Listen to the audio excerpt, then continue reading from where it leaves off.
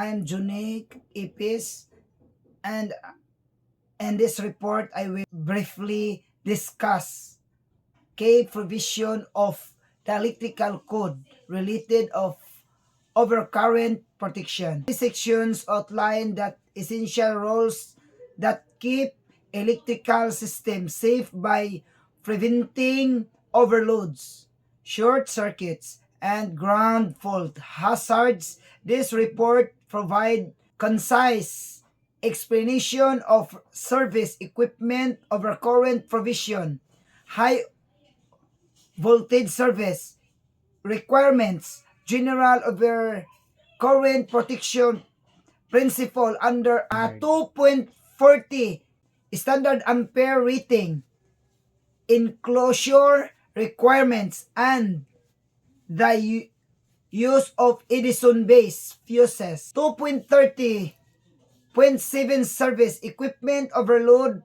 protection. Section 2.30.7 explains that required for providing overcurrent protection to service equipment to ensure that ungrounded services conductors are safeguarded from overloads and fuse. It describes where protection is required, how overcurrent device must be installed, and includes exemption for special citations such as motor starting, currents, and fire pumps.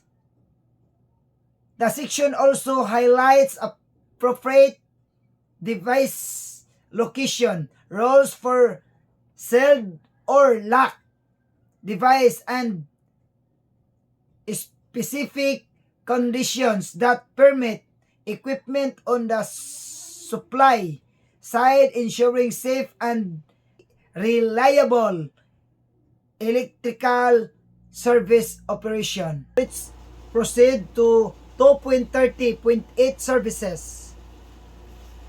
Exceeding 1,000 volts nominal, section 2.30.8 provides additional rules for electrical services operating above 1,000 volts, supplementing the standard requirements with high voltage specific provision, outlines conductor ceasing, approved wiring methods, and the use of isolating switches, and discussing main design for high voltage application. The section ensures that overcurrent protection and equipment installed can safely handle elevated electrical energy levels and maintain system reliability. So let's proceed to Article 2.40, Overcurrent Protection. 2.40.1, General Section 2.40.1, General present the core principles of overcurrent protection for system up to and above 1,000 volts. It defends important terms. Establish conductor protection rules based on ampacity and includes exemption for specialized applications such as fire pumps or supervised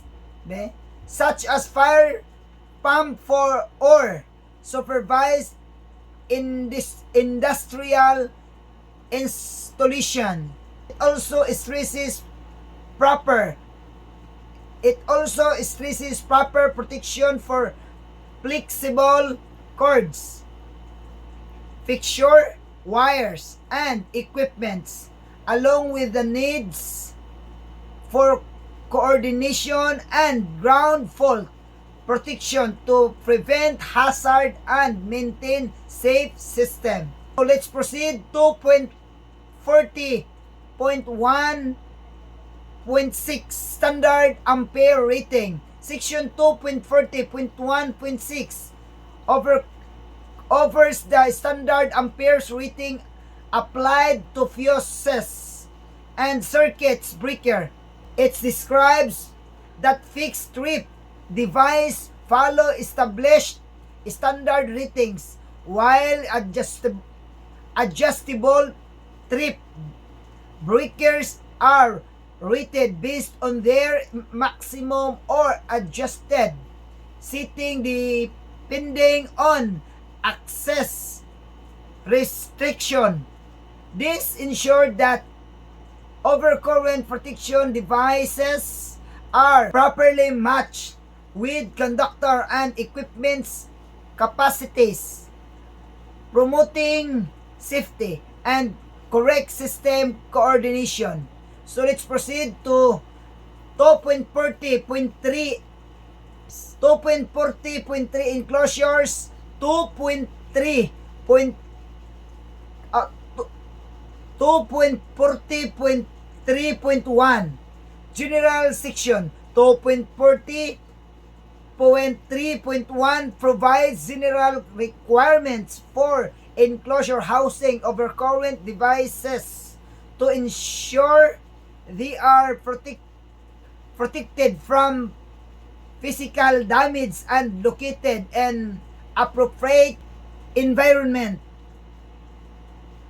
It requires that overcurrent devices be installed in cabinets, out boxes, or protected switch boards in dry, non-ignitable areas, accessible only to qualified personnel.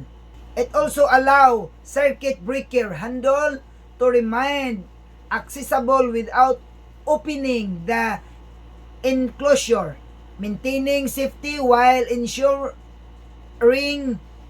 easy operation. So let's proceed to 2.40.5.2 edition-based fuses.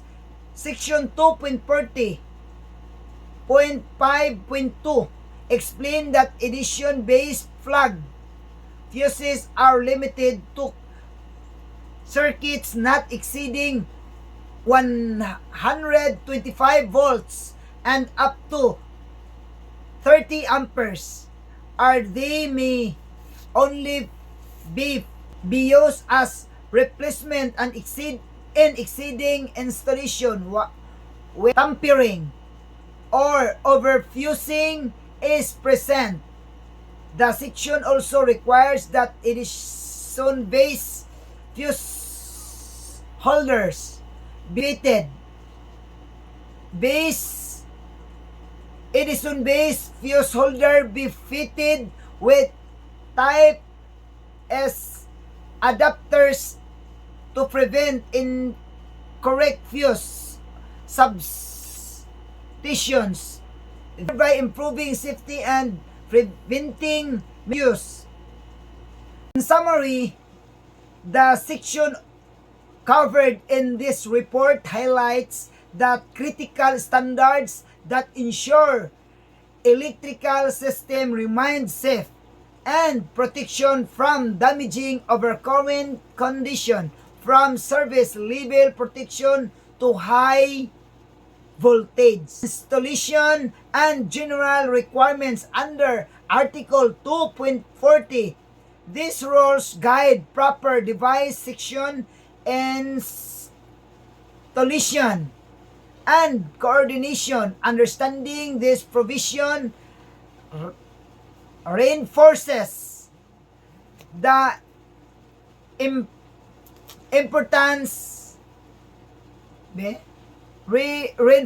the importance of applying correct overcurrent protection practices in all electrical environment.